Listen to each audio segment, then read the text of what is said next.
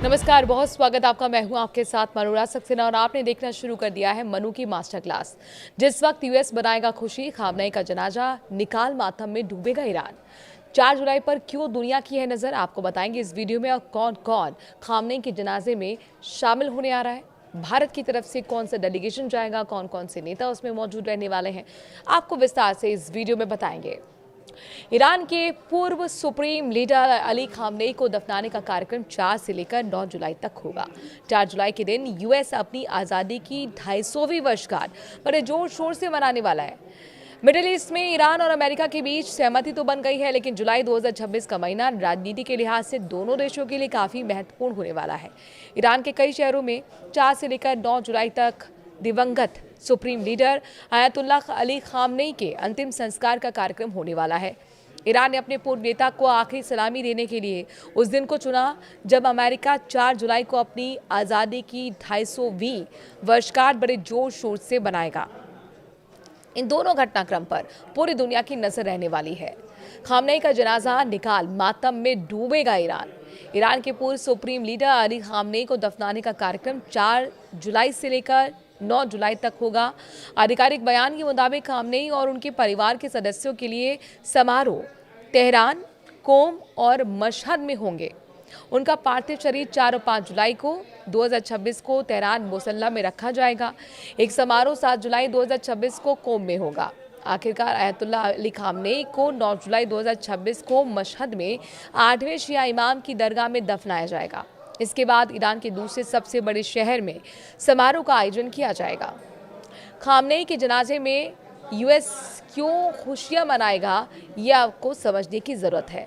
देखिए, दूसरी तरफ 4 जुलाई का दिन अमेरिका की आज़ादी का होगा, जब पूरा यूएस इसे सेलिब्रेट कर रहा होगा। राष्ट्रपति डोनाल्ड ट्रंप ने बताया कि 4 जुलाई 2026 को नेशनल हॉल में एक कार्यक्रम को वो संबोधित करेंगे।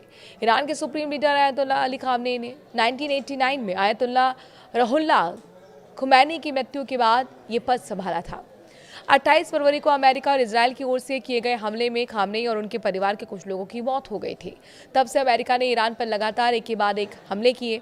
ऐसी सुरक्षा चिंताओं और अपेक्षित भारी भीड़ के लिए तैयारियों के अभाव में खामनेई के अंतिम संस्कार में देरी हुई।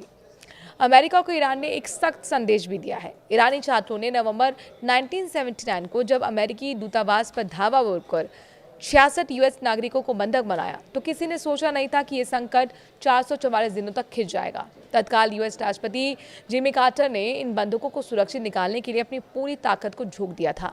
यहाँ तक कि अप्रैल 1980 में उन्होंने एक सीक्रेट मिलिट्री रेस्क्यू ऑपरेशन का प्लान भी किया, लेकिन ईरानी रेगिस्तान में अमेरिकी हेलीकॉप्टर क्रैश होने से 5 यूएस सैनिकों की मौत हो गई और ये मिशन बुरी तरह से नाकाम रहा।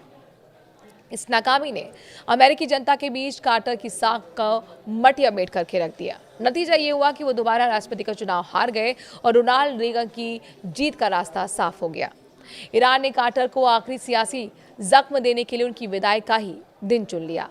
20 जनवरी 1981 को जैसे ही कार्टर व्हाइट हाउस से बाहर कदम रख रहे थे, ठीक उसी वक्त ईरान ने बंधकों को रिहा किया ताकि कार्टर अपनी पूरी प्रेसिडेंसी के दौरान झेली गई इस सबसे बड़ी कसक की जीत का श्रेय ना ले सके।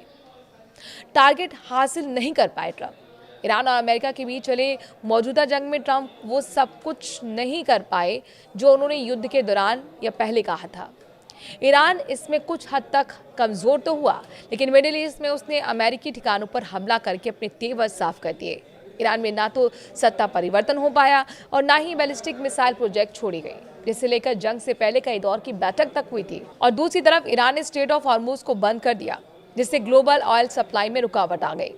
ईरान के पूर्व सुप्रीम नेता आयतुल्लाह अली खामनेई की मौत के लगभग 130 दिनों के बाद 4 जुलाई को दफनाया जाएगा। और एएनआई की रिपोर्ट के मुताबिक बिहार के राज्यपाल लेफ्टिनेंट जनरल रिटायर्ड सैयद अता हसनैन और विदेश राज्य मंत्री पवित्रा मार्गरिटा खामनेई के जनाजे और दफनाने की रस्मों में भारत का प्रतिनिधित्व करेंगे। ईरान के राष्ट्रपति मसूद पेशकियान ने प्रधानमंत्री नरेंद्र मोदी को इन कार्यक्रम में शामिल होने के लिए आधिकारिक तौर पर आमंत्रित किया था। तो ईरान के पूर्व सर्वोच्च नेता अली खामनेई के राजकीय अंतिम संस्कार में भारत की ओर से बिहार के राज्यपाल लेफ्टिनेंट जनरल रिटायर्ड सैयद अता हसनैन और विदेश राज्य मंत्री पवित्र मार्गरिटा शामिल होने वाले हैं। बताया जा रहा है कि व्यवस्थाओं के कारण प्रधानमंत्री इसमें हिस्सा नहीं ले रहे हैं। जनाजे में शामिल होने वाले प्रमुख लोग और अंतर्राष्ट्रीय प्रतिनिधि पाकिस्तान के प्रधानमंत्री शहबाज शरीफ सहित कई अन्य देशों के राष्ट्राध्यक्ष और राजनयिक भी इस राजकीय अंतिम संस्कार में शामिल हो सकते हैं।